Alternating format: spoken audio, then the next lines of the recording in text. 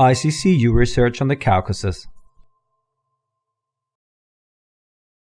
The region involves a number of republics of the Russian Federation in the north of the Caucasus Mountain and Georgia, Armenia, Azerbaijan as South Caucasus states. Turkey and Iran are two additional players in the region.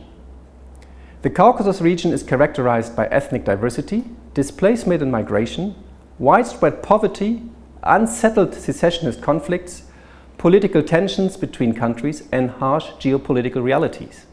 This cocktail of factors makes the Caucasus vulnerable to conflict and instability.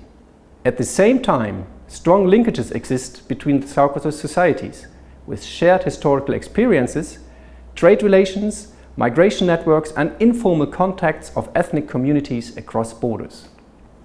ISSICEU is short for Intra- and Inter-Societal Sources of Instability in the Caucasus and EU Opportunities to Respond. The project is funded by the European Union's 7th Framework Programme. The Center for Governance and Culture in Europe at the University of St. Gallen acts as the leading house. We coordinate a consortium of 8 organizations from Azerbaijan, Georgia, Germany, Russia, Switzerland and Turkey.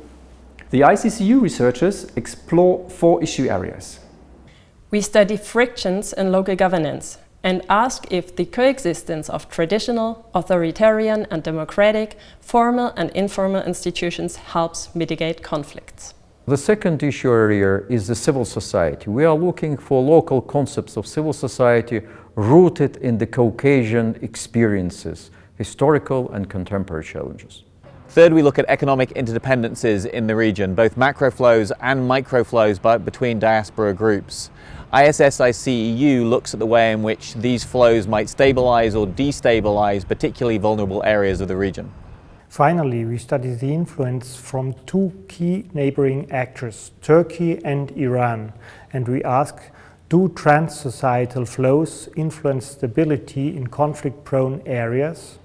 ISSICEU addresses factors of stability and instability within the Caucasus countries and discusses their implications for the entire Caucasus region. Civil society is a relatively new phenomenon for post-Soviet countries. They used to have Soviet type of civil society activism, very much driven by the government. Whether this does work for newly emerging transitional societies or not, it's still a debatable issue. We believe that the civil society discourse would help to promote the value for the benefits of the reformation processes in the South Caucasus. The economic dependencies are complex and multifaceted. They have both bilateral dimensions, so there are bilateral dependencies between countries in the Caucasus and other countries, particularly Russia, and there are network dependencies or regional dependencies, so dependencies where the countries of the Caucasus are dependent upon the whole region.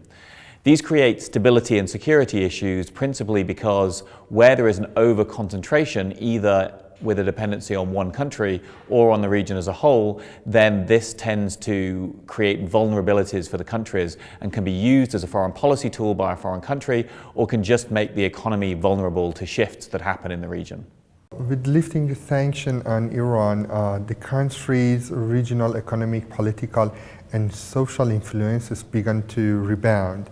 It seems Iran's policies toward the South Caucasus is essentially a pragmatic and shaped by realpolitik and historical background.